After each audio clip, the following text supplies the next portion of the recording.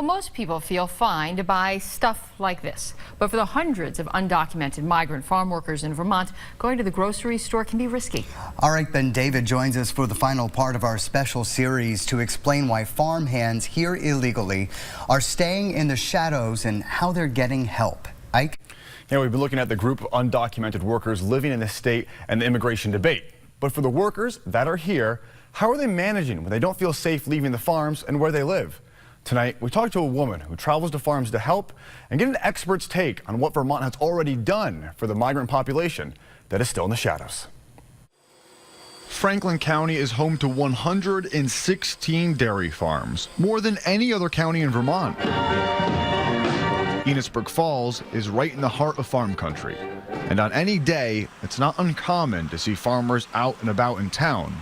But migrant workers, that's a different story. I mean, it would certainly seem like they don't venture far from the farm. They're really hard-working people, and they pretty much stay to themselves. Even at the corner store, sightings of this mostly Central American population are rare. I've never seen them come into the store. I don't even think they leave the area. I don't think they leave the farm. They're human beings just like we are. Paul Jarvis is one of the owners of the Jarvis family farm. They have two locations just about 10 miles from the northern border. He says they have several migrant workers on their farm. He turned to them after Vermonters were not applying.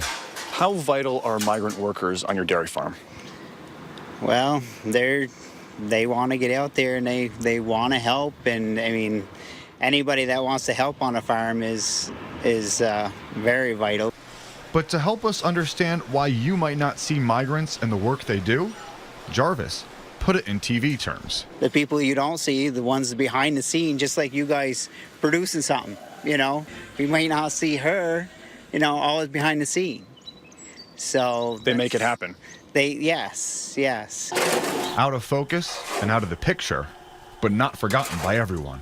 A lot of needs not being met. This American citizen spends her days helping migrant workers. She spoke to us under the condition that we do not reveal her identity.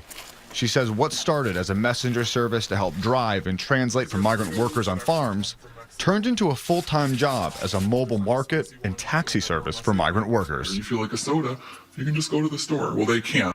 So just think of what you eat, what you drink, every product you use, shampoo, creams, lotions, potions, I mean, every single thing you want. She says she visits dozens of farms and opens up shop. She even takes special requests for the next visit.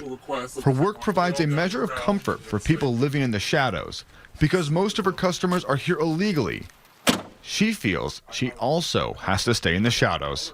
I don't want anyone tracking me to a farm and finding them. I mean, Border Patrol knows, obviously, where the workers are. I don't mean to imply that they don't know. It's a secret, but it's not a secret. What I've found over the last few years has been kind of a mutual dependency. Dan Baker is a community development professor at UVM. Over the last decade, he's been researching migrant farmers in Vermont, conducting surveys of the workers, farmers, and the public. Are they still living in the shadows? They are still living in the shadows, and I think that is largely due to federal changes in federal policy. Baker points to increased enforcement of immigration laws under President Trump. We are building the wall. But at the state level, Vermont has taken steps to welcome migrant workers. That includes driver privilege cards, fair and impartial policing policies, and even the move in some communities to extend the right to vote in local elections. The challenge is that Vermont by itself cannot change that federal policy. What can be done? I think that we could talk about programs to address some critical issues like, for example, housing and transportation and access to health clinics. Baker added that one area he believes has not been focused on enough is the mental health of migrant workers. He points to not only the trip they have made to get here, but the conditions of being a non-native person in Vermont and the stress of potential arrest and deportation.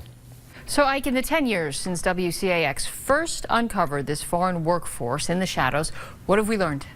Farmers, especially those on large farms, tell us migrant workers are vital to their operations.